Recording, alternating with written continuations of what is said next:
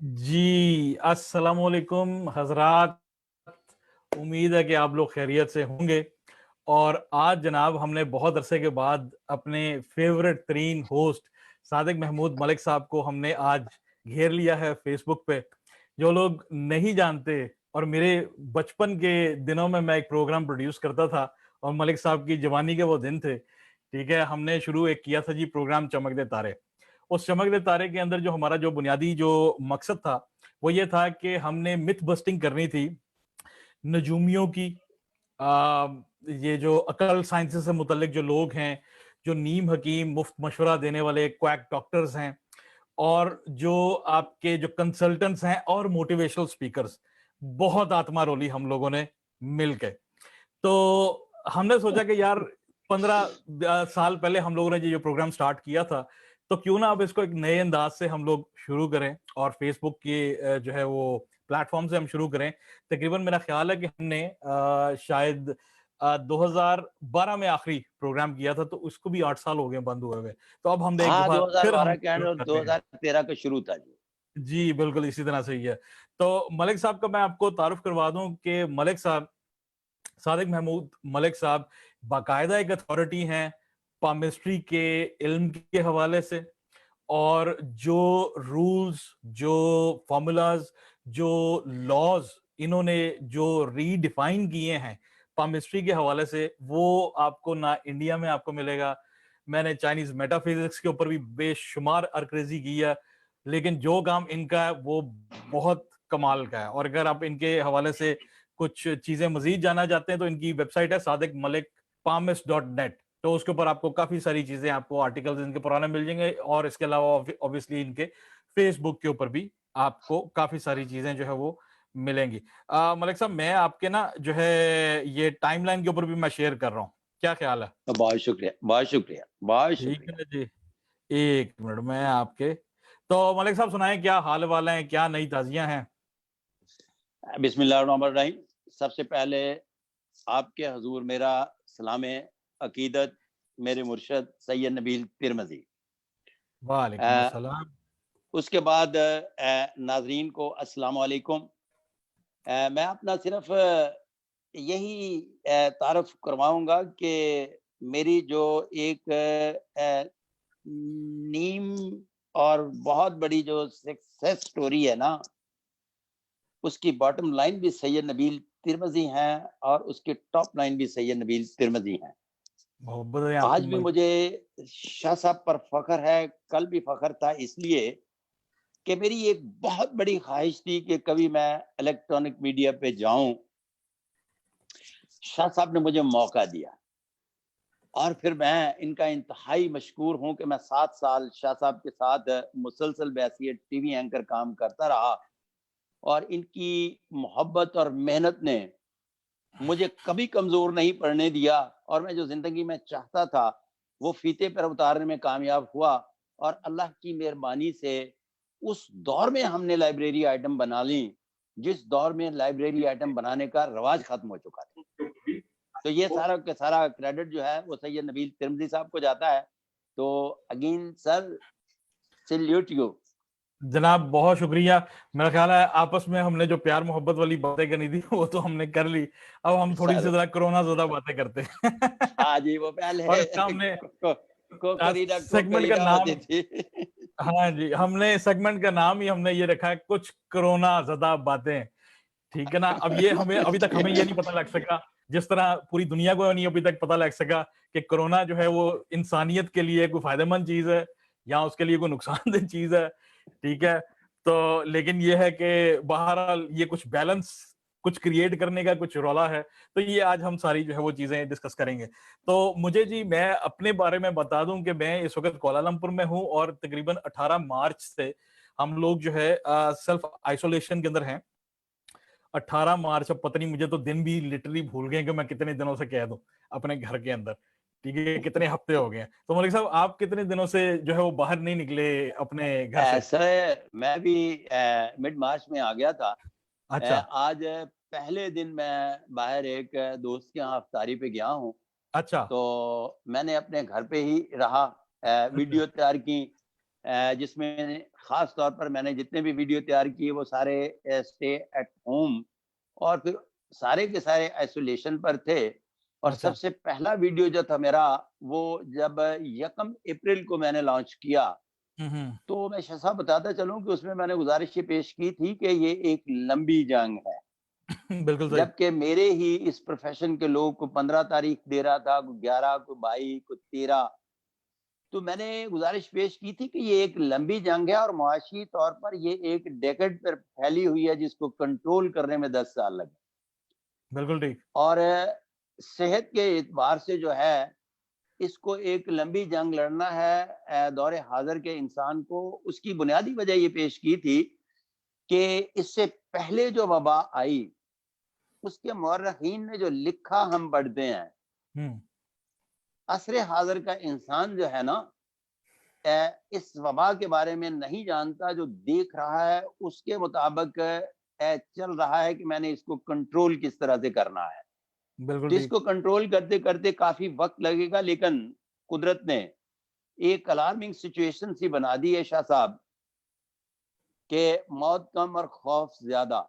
ये इंसान हम्म। से मोहब्बत की भी अलामत समझता हूँ मैं। और हम्म। मैं कहता हूँ कि मेरे मालिक ने लोगों को कहा है कि अल ऐलान गुनाह, फिर उसके बाद उस पर फ़ख्र। जब तक ये बंद नहीं होगा तो शायद मेरा मालिक हम सब से नाराज़ है। तो इसलिए हम्म। तौबा इस्तग़फ़ार करें।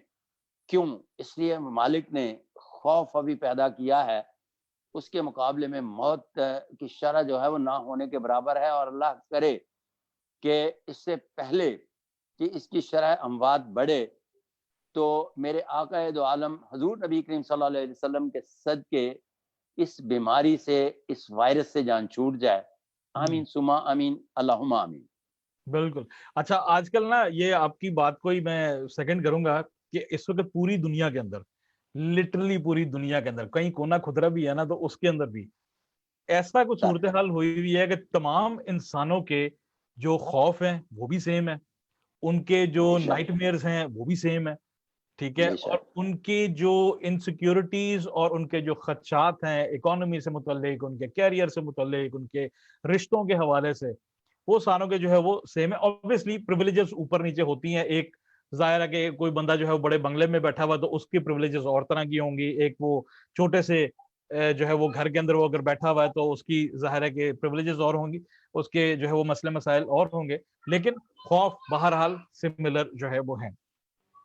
अच्छा, दूसरी तरफ दुनिया में इस वक्त जो है वो दो तरह के लोग इस वक्त मलिक साहब मेरे ज़हन में जो है वो जा एक जो मैं मुशाहिदे में मेरे आ रहे हैं। एक तो जनाब वो अली, लोग हैं जो शऊर रखते हैं कि कुछ हुआ है और वो शऊरी तौर जनाब पे अली। कोशिश कर रहे हैं कि अगर उनके घर में वबा दाखिल नहीं हुई कोरोना की तो वो उसको अंदर आने ना दें। ठीक है। बेशक, और और अगर घर के अंदर वबा है तो उन उसको बाहर जाने ना दें। ये तो हो गए एक बेशक। तरह के लोग। दूसरे वो लोग हैं जो अभी तक बड़े मुतमईन तरीके से, बहुत ज़्यादा जज़्बाती तरीके से बेवकूफ़ी का मुज़ाहिरा कर रहे हैं कि ओ यार जेड़ी रात कवरेज लिखी है ना, ओ कवरेज ही है। आनी है। ठीक है ना जी? ओ यार यस सर। कुछ नहीं होता, सारा कुछ ठीक है, बाहर से खा भी लो, बाहर से पी भी लो, दावतें भी कर लो, शादियाँ भी अटेंड कर लो, कोई शादी टेंशन नहीं, सारा कुछ जो है वो ठीक है। कैंसर के ऊपर मैंने कुछ अर्सा पहले एक प्रोग्राम मैंने किया था वर्ल्ड कैंसर डे पे, तो उसमें जनाब अली। एक जो है वो थीम था कि जनाब के 4 स्टेजेस होती हैं जी, इंसान की, ये जो है ना किसी भी बीमारी के अंदर उसके अंदर के हवाले से। पहली स्टेज जी। में वो डिनायल में जाता है कि यार मुझे तो ये हो हुँ। ही नहीं सकता। ठीक सही है कह जी। रहे हैं। दूसरी स्टेज के अंदर उसको धचका सा लगता है कि यार ओए वाक़ई मुझे तो कैंसर हो गया। ठीक है। तीसरी स्टेज के अंदर वो गिल्ट में चला जाता है कि यार मैंने तो दुनिया में इतना कुछ करना था, ये होना था, वो होना था। और चौथी स्टेज के अंदर वो उस चीज़ को एक्सेप्ट कर लेता है, तो या तो वो जंग कैंसर के खिलाफ जीत लेता है या वो हार जाता है। तो सिमिलरली बिल्कुल। कोरोना के केस में भी हम जो है वो यही देख रहे हैं कि बहुत सारी जो लोग हैं, अब अमेरिका में देख लें, आप इटली में देख लें, वो जिस-जिस बंदे को भी पूछो वो ऐसा लगेगा यार हमारा तो कोई जानने वाला कोरोना ज़्यादा हुआ नहीं, ठीक है, तो यार कोई नहीं, ठीक है, बिल्कुल। चलने दो इसको, ठीक है। बहुत सारे इवन के पढ़े-लिखे लोग अभी तक यही हरकतें कर रहे हैं, कोई नहीं यार हमने बाहर से ही हमने खाना खाना है, बाहर कर ठीक है, देंगे। बाहर से ही हमने डाइनिंग करनी है, और अल्लाह अल्लाह खैर सलाह देखी जाएगी जो होता है। और आप लोगों ने शायद देखे नहीं वो सीन कि जहां पर देखिए क्वारंटीन के अंदर लोगों को जो वेंटिलेटर्स लगाई जाती हैं वो किस तरह से लगाई जाए और किस हद तक जो है वो पेन के अंदर वो होते हैं वो। तो ये इस सही वक्त फरमाते हैं, तो सही सूरत हाल है। फरमाते हैं आप, तो एक मलिक साहब सही आप जो है वो फरमाते हैं। अक्सर जो है वो बताते हैं, एक वो शतरंज की एक मिसाल देते हैं, वो जरा बताएं जो लोग इस वक्त देख रहे हैं कि किस तरह से कोई किसी चीज का इम्पैक्ट, बटरफ्लाई इफेक्ट जो है वो होता है। अच्छा शाह जी, सबसे पहले तो मैं ये गुजारिश पेश करता चलूं कि दुनिया में जितने भी अनदेखे खौफ होते हैं ना, उसमें 3 कैटेगरीज आती हैं। पहली वो कैटेगरीज है जिनके पास बहुत कुछ है और मरने को जी नहीं चाहता। हम्म। दूसरी कैटेगरी वो है जिनके पास कुछ है या नहीं है, वो कहते हैं कि मर भी जाएंगे तो क्या होगा। बिल्कुल इस तीसरी कैटेगरी आती है इसमें दानश्वरों की अनदेखे खौफ में। अच्छा, हम्म। ये बड़ा अजीबो गरीब है, यहाँ सारी की सारी जो है ना, वो एक सिस्टम ही चेंज हो जाता है कि पहले दूसरी तीसरी, हालांकि दानिश्वर पहली स्टेज पे आता है, लेकिन हम्म। अनदेखे खौफ में दानिश्वर थर्ड स्टेज पे चले जाता है। बिल्कुल सही। वो प्लानिंग कर रहा होता है कि वो पहले वाला जो कहता है ना कि मैं हर सूरत जिंदा रहना चाहता हूँ, हम्म। और दूसरे वाला जो कहता है कि मैं मौत से नहीं डरता, मैं सुसाइड बम्बर बन चुका हूं, अगर मौत आ भी जाएगी तो कोई फर्क नहीं पड़ता। तो हम्म। उन दोनों के लिए एसओपी तैयार कर रहा होता है। बिल्कुल इस तरह से। आज असरे हाजिर का इंसान जो है ना, जब ये सोचता है ना कि सबसे पहले लफ्ज वबा को उसको याद रखना है कि वबा होती क्या है। हम्म। वबा जो है ना, ये फैलती है, पकड़ती नहीं है, फैलती है। हम्म। सबसे पहले तो इस बात को याद रखना है। और हम्म। दूसरा एक वीडियो चल रहा है जिसका मैंने अपनी एक वीडियो में जिक्र किया है कि वो जब मल्टीप्लाई होता चला जाता है ना, कि पहले खाने में एक चावल, दूसरे में दो, और फिर जब चौथी आती है ना लेन, तो वहां पूरे मुल्क के चावल खत्म होना शुरू हो जाते हैं, और फिर आखिरी लेन खत्म होने से पहले दुनिया भर में जितने भी चावल पड़े हैं वो खत्म हो जाते हैं, लेकिन शतरंज के खानों में उतने चावल नहीं रखे जा सकते, इतनी बड़ी तादाद हो जाती है। बिल्कुल इस तरह से। ये कोरोना के पेशेंट के बारे में जो अभी तक एक शरह आई है ना, वो मैंने जो वीडियो डाला था उसमें गुजारिश पेश की है कि वो आई है कि एक आदमी दो को डैमेज कर रहा। हम्म। तो पाकिस्तान में फरवरी में आई थी। फरवरी में आने के बाद उसकी जब हम डेज की रेशोज बनाते हैं ना, तो वो अप्रैल के आखिरी हफ्ते में 10,000 बनती है। और ये बहुत मुश्किल होशियार बाश अलार्मिंग सिचुएशन है कि अगर वो 10,000 बन जाती है और लोग आइसोलेशन में नहीं जाते और वैक्सीन नहीं मिलती और उसका प्रॉपर इलाज की दराफत नहीं होता, तो ये फिर कंट्रोल करना मेरे मुंह में खाक मुश्किल हो जाएगी, जिस पर डॉक्टर भी परेशान है, दानिश्वर भी परेशान है। लेकिन ऊपर वाले जो दो तबके हैं ना, एक तो निकल ही नहीं रहा, अच्छा कर हम्म। रहा है, और हम्म। दूसरा जो है वो बाज ही नहीं आ रहा। बिल्कुल। अच्छा, इसमें दो चीजों को जरा इंतहाई माफी के साथ, सबसे पहले मजहबी तबके से दो तबकों को कंट्रोल करना पड़ता है, हाकिम वक्त को। बिल्कुल। एक तो जो मजहबी तबका है इसको, और दूसरा दुकानदार को। हम्म। अगर इन दो तबकों को कंट्रोल करने में, यकीन दिलाने में, और इनके जो अंदर चलने वाले खदशात हैं, हाकिम वक्त उसमें कामयाब हो जाए, तो इंसान वबा को खा जाता है। इसी तरह ही। अगर इन दो तबकों को कंट्रोल करने में नाकाम हो जाए तो फिर वबा इंसान को खा जाती है। इसी तरह से ही है।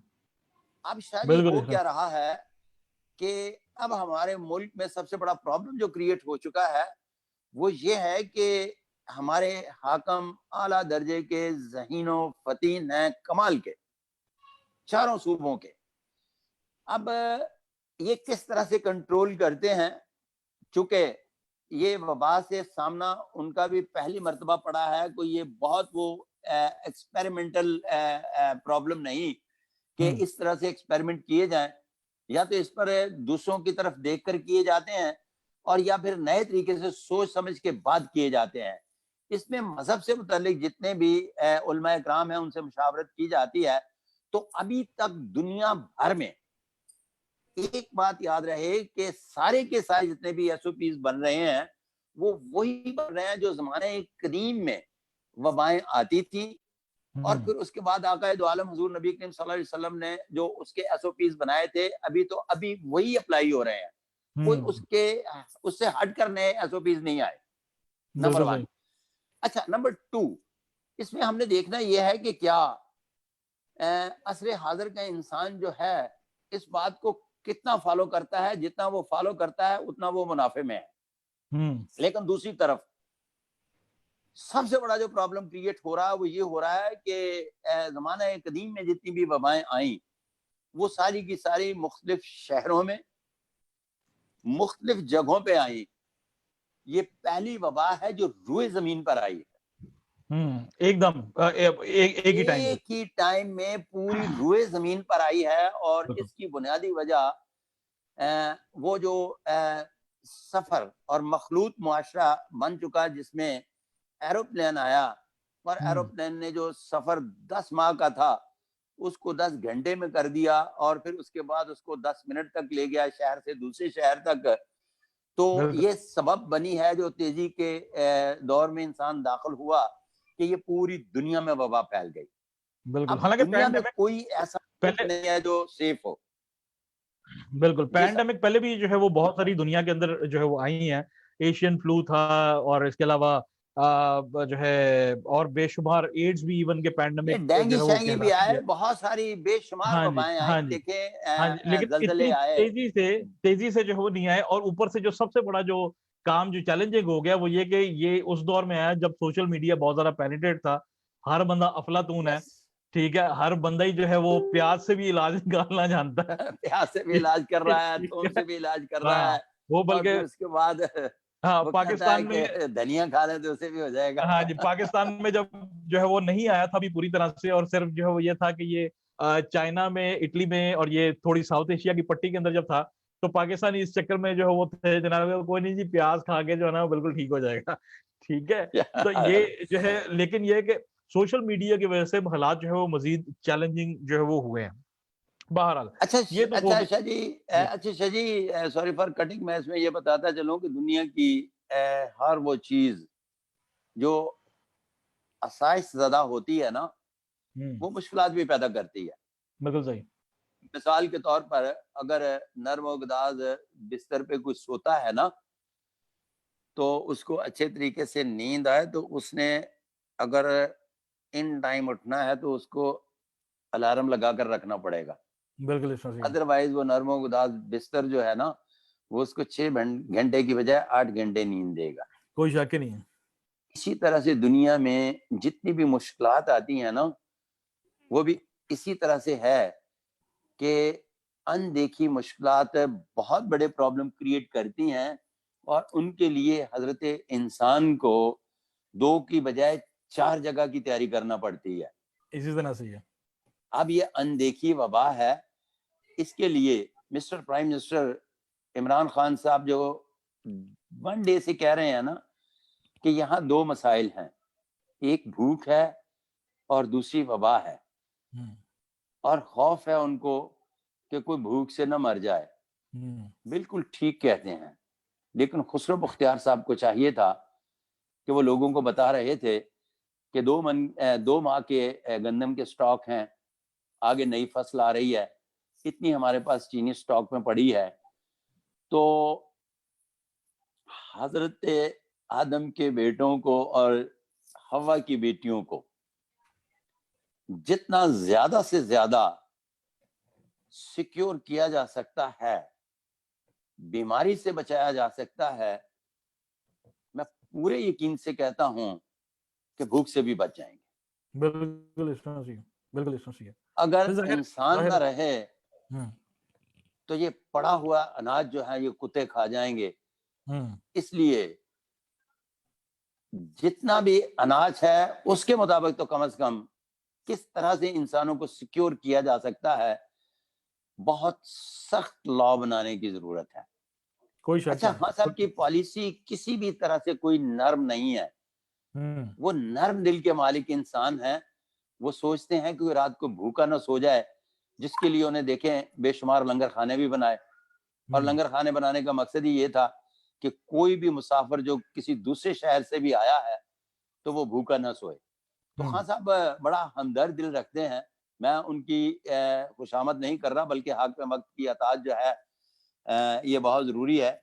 और मौलाना साहब की तरह नहीं, एक है बहैसियत पाकिस्तानी होने के नाते जो मेरे पर फ़र्ज़ है कि मैं अपने हाकिम की अताअत करूँ, तो उस सिलसिले में मैं उनका अगर राइट हैंड बन के चलता हूँ, तो ये मुमकिन ही नहीं। मैं से मुराद अवाम हम अवाम।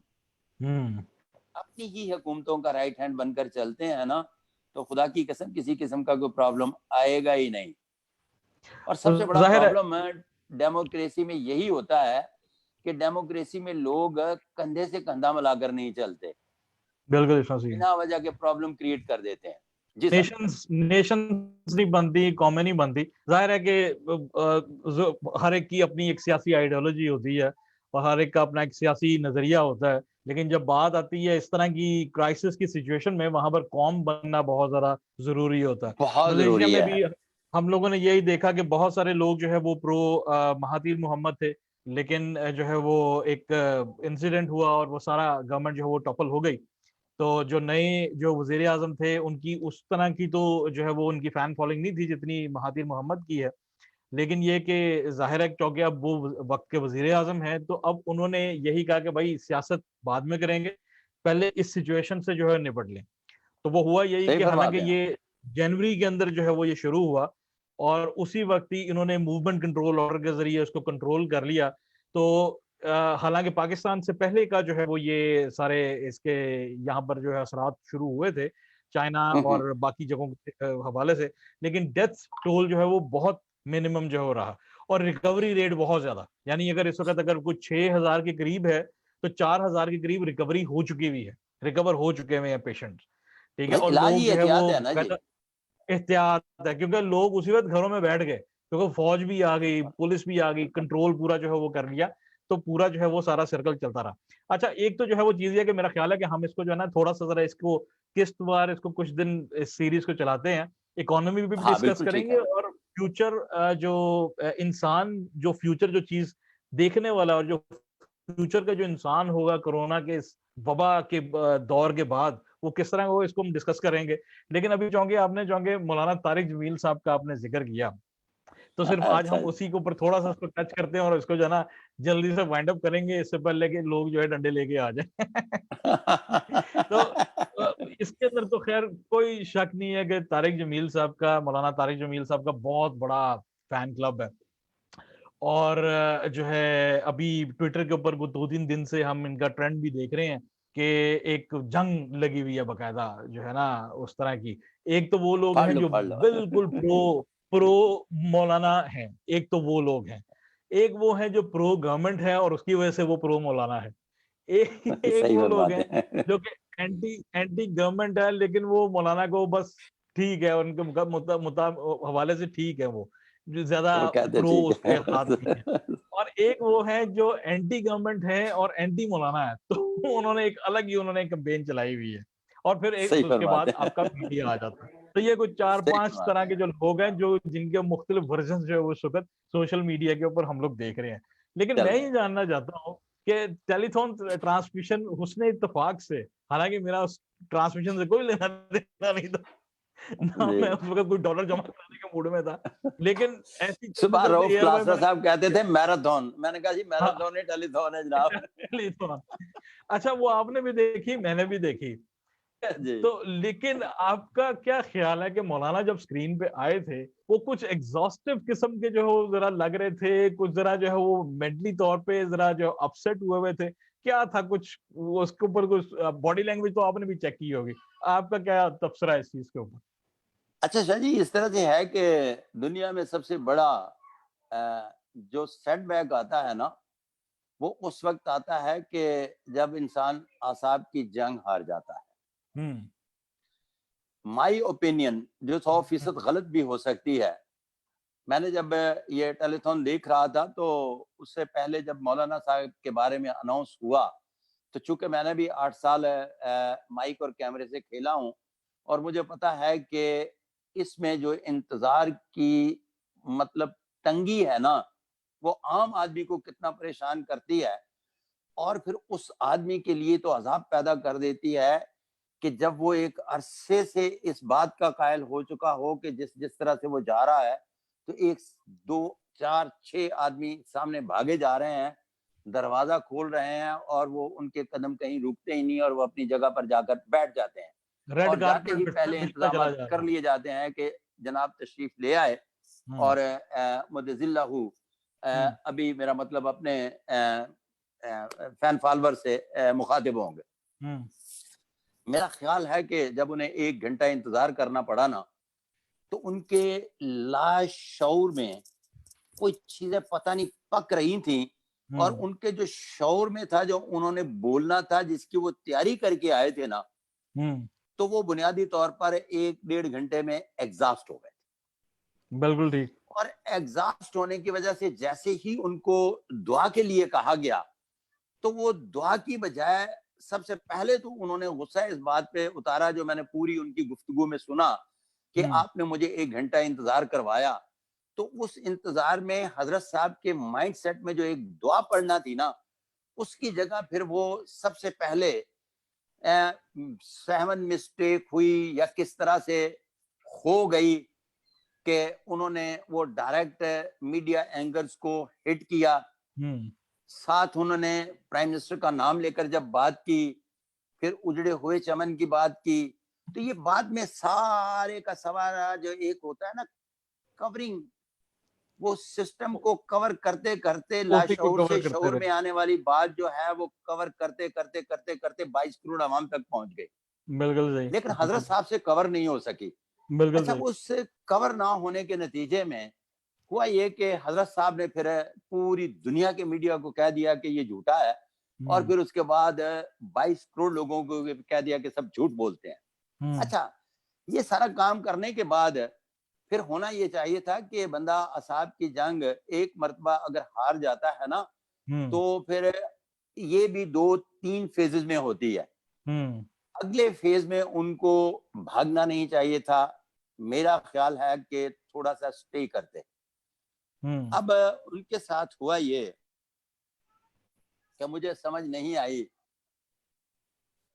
कि हज़रत साहब ने जो पहले सच बोला, और उसके बाद जब थोड़ा ही टाइम गुज़रा, तो नाम न ले लेकर माफ़ियाँ माँगी। मुझे बिल्कुल सही। पता नहीं कि जब उन्होंने पहला बोला वो सच था, या उसके बाद उन्होंने झूठों से जो माफ़ियाँ माँगी बकौल उनके, वो इतने ताकतवर थे कि घुटने टेकने पर मजबूर हो गए। अच्छा, इस बिल्कुल सही, बात की समझ नहीं आई। चूँकि बिल्कुल सही। मेरी ओपिनियन ये है कि असाबी तौर पर वो 1 घंटा बैठने के लिए तैयार नहीं थे, जिसकी वजह से उन्होंने रिएक्ट किया, और उससे दोबारा टेलीफ़ोन सुन लीजिएगा। 2 हुँ, मर्तबा हुँ, हज़रत साहब ने ये बात कही है कि आपने मुझे इतनी देर बिठाया, तो मैंने भी आपका टाइम लिया। तो हुँ, उसमें हज़रत साहब के पीछे जो चल रहा था वो ये था कि वो अपनी इंसल्ट फ़ील कर रहे थे कि उन्हें माइक कॉलर लगा के, कैमरा रोल पे डाल के, तो फिर उसके बाद गो अहेड क्यों नहीं किया जा रहा? बिल्कुल इस तरह तो से ही है। उसी चक्कर में उनके जो पूरे शऊर में जिस तरह से दुआ माँगने का एक कॉन्सेप्ट था ना, वो निकल गया और उसकी जगह ये ले ली। आप किसी माहिर नफ्सियात से भी बात कर लीजिएगा, इसके 19-20 के फ़र्क से बयान करेगा। और ये फिर उसके बाद चूँकि सोशल मीडिया एक्टिव है, तो एंटी ने अपने तरीके से चीज़ों को डालना शुरू किया और प्रो ने अपने चीज़ें तरीके से डालना शुरू किया, और उसमें मौलाना साहब का सिस्टम जो है वो मुतनाज़ा से मुतनाज़ा होता चला गया। और मेरा ख़्याल था कि माफ़ी माँगना अच्छी बात है, लेकिन थोड़ा-सा सोच समझ के माँगते और तरीके से माँगते, और अपने अंदर जो लाशऊरी तौर पर एक खौफ या असाब की जंग हार जाने के नतीजे में या किस तरह से बात करना थी, उसका एक पैटर्न सेटल कर लेते। बिल्कुल सही। बजाय इसके कि वो खौफ के मारे जैसे ही प्रोग्राम खत्म हुआ, तो उन्होंने एंकर्स को फ़ोन करना शुरू कर दिए। मैं प्रोग्राम एक सुन रहा था मालिक साहब हाँ, का, जिसमें बिल्कुल उन्होंने मीर साहब एंकर्स के को प्रोग्राम फ़ोन में था। करना शुरू कर दिए कि मुझे माफ़ कर दें। तो वो थोड़ा-सा 10-12 और कॉल। सब्र करते ना 1 डेढ़ घंटा, में जाते तो वो बेसिकली माय ओपिनियन कि वो शो करने के बाद जब डिसऑर्डर हुए हैं ना, तो फिर डिसऑर्डर के बाद वो इन ऑर्डर होने में थोड़ा सा उन्हें जो टाइम चाहिए था उसमें वो खामोश नहीं रहे, बल्कि वो अपने मामलात को निपटाने के चक्कर में कर गए जो करना था। तो वहां सूरत चूंकि मैं ना तो पार्टी हूँ मौलाना साहब की तरफ हूँ, ना मैं एंकर्स की तरफ, इसलिए कि मैं बहसियत एंकर भी 8 साल काम करता रहा under the supervision Syed Nabeel Tirmizi, और फिर उसके बाद मैं पामिस्ट के साथ साथ मीडिया पर्सन भी हूँ, और उसके बाद चूंकि मेरा आलम दीन से भी लगाव है, तो वो आलम दीन भी हैं और काबिल एहतराम भी हैं, तमाम दुनिया के जितने भी आलम दीन हैं, तो चूंकि मौलाना साहब का भी एक मकाम है, तो मैं उनकी भी मेरा मतलब एहतराम करता हूँ। तो मैंने जो ओपिनियन दी ये 1101% गलत हो सकती है कि उन्होंने असाब की जंग हारी और असाब के नतीजे में ये सारा कुछ वकूफ पजीर हुआ, गलत हो सकता है। इस पर मेरा बिल्कुल मेरा मतलब ये दबाव नहीं है कि जो मैं ओपिनियन दे रहा हूँ ये होगी, वल्लाह अलम बिस्वाब। जी सर, मैं आपकी बात को सेकंड करूंगा, क्योंकि ये जो कि बहैसियत प्रोड्यूसर मैंने तो बेशुमार इस तरह के प्रोग्राम्स किए कि जिस दौर के अंदर मैंने ये काम शुरू किया था 2001-2002 में, तो उस वक्त उस तरह की लाइव फैसिलिटीज लाहौर में नहीं होती थी जिन चैनल्स में मैं रहा। तो मुझे याद है कि आज से तकरीबन 17-18 साल पहले एक फैसलाबाद से एक पीर साहब आए थे, तो प्रोग्राम करने किसी बड़े जो है वो ब्यूरोक्रेट के वो पीर साहब थे, तो उनकी सिफारिश आई थी कि जनाब जी मेरे पीर साहब हैं, तो इनका अपने वो ट्रांसमिशन में करना है अपने प्रोग्राम। अरे ठीक है, बुला लें आप उनको।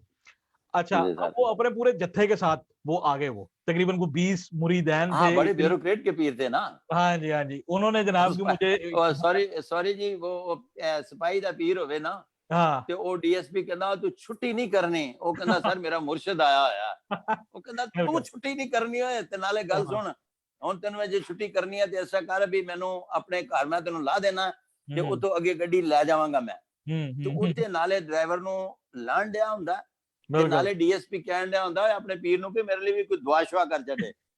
जिस वेले आईजी दा पीर आ रहा हुंदा ते खुदा दी कसम ओ कोई डीआईजी जेड़ा ना ऐसा करके खलोता हुंदा या हथ बंद के जनाब डीआईजी दा।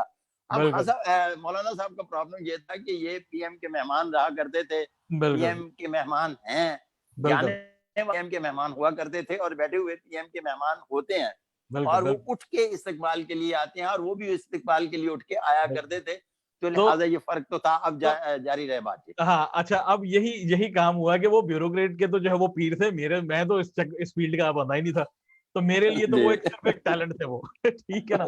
तो वो सारे उनके मुरीदैन 20-25 आते सारी, पहले तो उन्होंने मुझे इतना बड़ा बंडल उन्होंने दिया किताबों का, कि जी क्या किताबें हैं, तो बच्चों के किताबों का शौक था, तो मैंने सारी उसी वक्त कबूल कर ली। तो जब खोल के देखी तो मेरा मुर्शद वो किसी ब्यूरोक्रेट ने बकायदा जो रिटायर्ड ब्यूरोक्रेट ने उनकी बायोग्राफी लिखी हुई। अच्छा, वो यानी कहने का मकसद है उनका बहुत ह्यूज किस्म का फैन क्लब था। तो पहले तो जो है वो उनको हम स्टूडियो में लेके गए, तो पहले तो कहा जी के सारे जो मुरीदैन है ना वो तो जनाब निकल जाए स्टूडियो से। पहले तो उनको थोड़ा सा जरा लगा ना कि ओए मेरे सारे मुरीद बजाते थे, मैं कल्ला रह गया स्टूडियो साउंड प्रूफ। अच्छा, उसके बाद जनाब उनको माइक शाइक लगाया। उस दौर के अंदर जो है एसी जब चलता था ना तो कुछ वायरिंग का मसला था, तो उसमें हल्की हम आती थी, तो हम क्या करते थे, आपको भी याद होगा कि रिकॉर्डिंग से पहले हम एसी बंद कर देते थे, एसी बंद कर देते थे। अब जी मौलाना को अब जो है वो हल्के हल्के पसीने भी आए, हमें तो आदत थी रिकॉर्डिंग करने की। अब वो जो है ना जब वो बोलना शुरू हुए तो वो जनाब इतने फंबल करी जाए, इतने फंबल 25 मिनट के प्रोग्राम के अंदर ना उन्होंने तकरीबन मेरे ख्याल 30 या 40 उन्होंने फंबल किए होंगे। मुझे आप भी नहीं ना, मेरे प्रोड्यूसर थे, आप भी थकते नहीं थे जब तक सही नहीं बोले बंदा लगा। मैं तो थकने वाला था ही नहीं, क्योंकि मुझे तो ये पता था कि भाई ये प्रोग्राम बहसियत प्रोड्यूसर मैं चलाऊं या ना चलाऊं ठीक है ना। लेकिन ये कि चौंके अपना ये जीएम के जो है वो के तवज्जुह से किसी ब्यूरोक्रेट के जो ये आ गया, तो यार इतना तो है कि चलो रिकॉर्ड तो कर लो, इसको डीवीडी दे देंगे यार कि चलो इतना ही काफी है। वैसे मैं मुर्शिद आपको कहूं कि मैंने 8 साल में किसी भी शख्स के लिए आपको सिफारिश नहीं की कि इसके इंटरव्यू करने थे, हालांकि आपने 248 प्रोग्राम किए। ना सिफारिशें तो कभी मानी नहीं ना किसी की, लेकिन ये जो है मैंने भी किसी का नहीं कहा कि जनाब इसका ये इसी तरह से चलाने, बिल्कुल इसी तरह। जो तो भी अब है मैंने कहा टैलेंट के कि जोर पे आए। चलो यार, अगर टैलेंट के पास अगर कोई सब्जेक्ट है, कोई कंटेंट है, तो यार ठीक है यार, बुला लेते हैं। अब अगर आ जाना ही चाहिए। गए इतनी दूर से, तो रिकॉर्ड कर नहीं लेते नहीं, हैं, आप नहीं अच्छा अप्रिशिएट होगा करते थे, तो है ना, आप नहीं अप्रिशिएट करते थे। तो है ना, नहीं अच्छा होगा तो नहीं चलाएंगे, सीढ़ी दे देंगे। नहीं नहीं मुर्शद, आप टैलेंट की तो कदर करते थे। हाँ जी। यही वजह है कि हम जैसे बूढ़ों को भी आपने 8 साल टाइम दिया, लोग नहीं भी आप उस वक्त जवान थे काफी, तो हम सर नौजवान थे, साढ़े आप जवान वर्गे ते थे। आवारा नकम्या आदमी नु खुदा दी कसम को 8 दिन नहीं सी देंदा, तुसी 8 साल बर्दाश्त कीता, नहीं ਤੁਹਾਡਾ नहीं जनाब, बड़ा मोहब्बत है, फर्ज है आपके सारे पास दा। कंटेंट था, एक एक्सक्लूसिव चीज थी, तो जरा जाहिर चला। अच्छा, मेहरबानी तो वो मैं माशाल्लाह। आपको बता रहा था पीर साहब का, कि पीर साहब से वो प्रोग्राम नहीं हो सका, क्योंकि वो वही जिस तरह वो आपने कहा, असाबी जंग जो है वो हार गए थे वो। हार गए ठीक है, थे। क्योंकि उनको आदत थी इतने हजारों का अपना मजमे के साथ करने की खिताब। हाँ, आना, तो जब दरवाजे एसी नहीं खुलते चल जाने रहे, हैं, बैठना, हाँ, मतलब उनको माइक घर लगा नहीं के चलना। बिठा दिया गया, मुरीदैन निकाल दिए गए, तो वो नहीं चल सके। बल्कि अगर आपको याद हो कि चमक दे तारे का जो सबसे पहला प्रोग्राम था, उसमें एक सर साइकियाट्रिस्ट आए थे, नाम मैं नहीं जी लूंगा। बिल्कुल, हाँ, नहीं नहीं ना, नाम लेंगे, हमारे बड़े अच्छा, अच्छे वो दोस्त हैं आगे साहब चल के बशीर लेंगे। मलिक साहब। हाँ, हाँ जी, अच्छा, उनके साथ भी प्रॉब्लम जो है वो यही हुआ कि वो अब यही साइकियाट्रिस्ट हुआ। थे, पाकिस्तान के one of the best psychiatrist. ठीक है, जी अब सर। उनको भी जब उस कमरे के अंदर वो जो जिंदा कब्र वाला जो कमरा था स्टूडियो, वहां पर बैठना पड़ा। ठीक है, और उसके बाद उनको जो है वो माइक लगा के काफी देर बिठाए रखा गया कि जनाब सेटिंग कर लें, ये कर लें, वो कर लें। और जब अच्छा, रिकॉर्डिंग तंग हुई आ तो गया उनके था। साहब बस हो चुके हुए थे उनके, बस हो चुके थे, यस। क्योंकि लोगों को आदत नहीं ना होती, इतने वीआईपी लोग नहीं होते हैं, आते। उनको होता है कि यार बस आए हैं, उसी वजह घंटे मिनट के हिसाब से तो चार्ज करते हैं, तो कहाँ जो है वो इस तरह की चीजें जो है वो करेंगे, तो वो सर अल्टीमेटली। एक आदत का हिस्सा बन जाता है कि जिस बंदे को इतना प्रोटोकॉल मुर्शद मिलता है ना, जी जी। कि आगे 6 बंदे जा रहे हैं, भाग रहे हैं, दरवाजा गाड़ी का खोल रहे हैं, फिर उसके बाद भागे जा रहे हैं, हम्म और उस बंदे को जब आप कॉलर माइक 1 घंटे के लिए बिठा देंगे, तो हम्म। उसके असाब तो शल होंगे ना। बिल्कुल अब इस इस तरह से ही बात है। पर न तो मीडिया जोर दे रहा है, न किसी ने सोचा है, क्योंकि उनकी अपनी बन गई कि उन्होंने कहा कि मीडिया हर पर्सन को गलत कहा है। तो प्राइम मिनिस्टर का जो मीडिया सेल है वो खामोश है, बिल्कुल इसलिए बिल्कुल। खामोश है कि वो क्या डिफेंड करे। तो इसलिए ये चीजें जो है ना थोड़ी सी आगे चलकर खुलेंगी, तो हाँ, फिर इस इस तरह पर से। जिस तरह से आप हुक्म करेंगे बात करेंगे थोड़ी थोड़ी, ये हमने, इसलिए कि हमने बड़े न्यूट्रल से प्रोग्राम करने हैं, हाँ जी, और न्यूट्रल से साइकोलॉजिकल बेस प्रोग्रामों में पे। हमारी कोशिश होगी कि लोगों का भला हो, बिल्कुल बस बिल्कुल। तो जनाब आज का हम इंसानियत का प्रोग्राम भला जो है हो। ना यहीं पर ही समाप्त करते हैं। और लेकिन यह है कि माशाल्लाह। आगे जो है वो मैं बताता चलूँ कि जो लोग देख रहे हैं कि ये अभी हमें इस तरह की जो है ना बातें अभी हमने और करनी है। उसकी वजह क्या है कि जो इस वक्त हालात चल रहे हैं कोरोना की, कुछ लोग तो यकीनन जिस तरह मैंने कहा कि सीरियस ही नहीं है, लेकिन जो है एक चीज तय है कि इस ये जब भी मामला ये तय होता है, ये खत्म होता है, फेड होता है, एक पूरा एक नया एरा जो है वो शुरू होने वाला है इंसान के लिए और इंसानियत के लिए। जो पुरानी मजा आएगा। डेफिनेशन थी, जो पुराने जो है वो जो हमारे जो आइडियोलॉजीज थे, जो नजरियात थे, वो नहीं रहेंगे। ये उसी तरह की ट्रांसफॉर्मेशन होगी जिस तरह पत्थर के दौर का इंसान जब दूसरी जो है वो इंडस्ट्रियल रेवोल्यूशन के अंदर गया, और फिर वो तीसरी में गया, फिर वो चौथी के अंदर गया, और चौथी के अंदर दरमियान में ये एक नया जो है वो कटा खुल गया, और इसने पूरी दुनिया के नजरियात आगे जाके किस तरह चेंज करेंगे। इकोनॉमी की शक्ल वो नहीं रहेगी जो इकोनॉमी आज से 4 महीने पहले हमें नॉर्मल लगती थी। नॉर्मल की डेफिनेशन भी चेंज होने वाली है। तो इस पे हम बड़ी सेर हासिल गुफ्तगू करेंगे मलिक साहब के साथ, क्योंकि ये बहुत ही ज्यादा कमाल के जमाना शनास आदमी है। बहुत शुक्रिया, ठीक है, बहुत तो शुक्रिया। अगर आपने ये प्रोग्राम जब भी देखा है, चाहे आप रिकॉर्डेड आपने देखा है या लाइव देखा है, तो हमें फीडबैक जरूर दीजिएगा। तो अगला जो है टॉपिक इससे भी जरा थोड़ा सा जरा और एक्सक्लूसिव हम करेंगे। होती है फिर मुलाकात। बहुत शुक्रिया। थैंक यू मलिक साहब। अल्लाह हाफिज। बहुत शुक्रिया, बहुत अल्लाह। शुक्रिया।